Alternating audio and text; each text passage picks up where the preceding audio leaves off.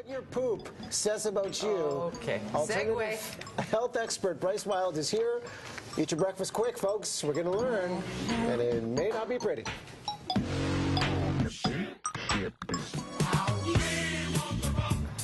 Oh, man, 8:23, alternative health expert Bryce Wylde is here. Great to have you here for this topic, what your poop says about you. The real deal, folks, and you're going to do this with a straight face because you're the expert. I will try. It may get cathartic.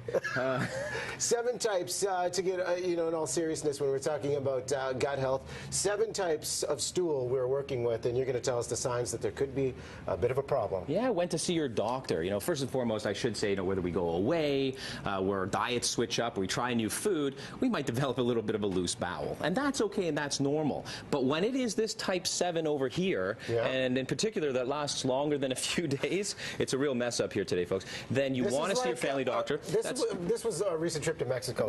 Well, exactly, right? But listen, at the end of the day, that is not healthy if that is consistent. And here's an alarming fact. 5 million Canadians suffer from irritable bowel syndrome, which is either of the constipation or the diarrhea type. That is of the diarrhea type. And of that 5 million, a few million don't really know what the right type is, what we're talking today, the form, the shape, and how it should feel as it comes out, how long it should take, and how much toilet paper you should be using, and they ignore it. And those symptoms that go on, just, dehydration, lack of good bacteria, I should say this, the brain and gut is fully connected. And the nervous system and the overall immune system. That is an unhealthy overall individual. So really right up to this point. We want to avoid this. We want to avoid this. Type 7, type 6 is no good. Looks like those little V niblets. We don't want any of that. This is a little bit better form, but it's still all separated and falling apart in the toilet bowl. If it floats, by the way, folks, probably too much fat in your diet. Oh. If it sinks too fast, probably not enough fiber, right? Not hydrated enough. Here's where we want to be. We want to be anywhere between on the Bristol stool chart between this guy here, and that's a type 4. How's your breakfast now, folks? Through to a type 3, okay? And as you'll notice, there's a little bit of an S shape to that. That's because the sigmoid colon, a little bit lower down in our gut before it comes out, is a bit of an S shape. And so there's enough fiber in here, there's enough fruits and veggies. We'll talk about the necessary serving size momentarily. At the end of the day, that's what you want to look for, and it should dive into your toilet bowl nothing less than like an Olympic diver. Not make a sound. You are there on that toilet, and a lot of us, we work, we text, we read. Shouldn't be doing that, right? Not only you're cutting off circulation, it shouldn't take longer than about a minute. I don't text in there. Okay. I know some people admit to texting in there. That's just an addiction. But here's the deal. Look at what your poop looks like and aim for this type 3 and 4. And here's my challenge to you. It's a 4 square challenge.